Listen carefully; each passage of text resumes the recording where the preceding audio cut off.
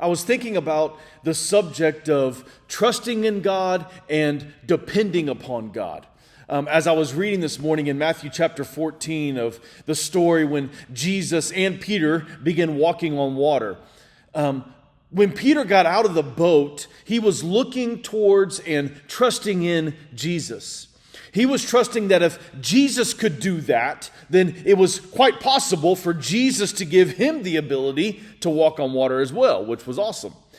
But Peter's trust in the ability of Jesus to give him the power to walk on water grew from trust to desperate, childlike dependence upon Christ, especially when he began to notice the winds and the waves all around him. Peter found himself completely at the mercy of Christ in that moment.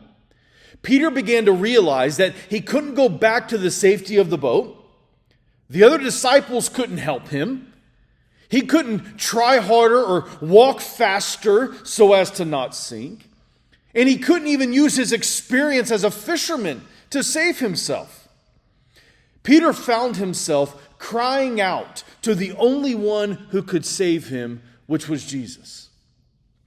You know, we can say that we trust God, but it's only when we find ourselves emptied of everything else that can sustain us that our trust grows into dependence.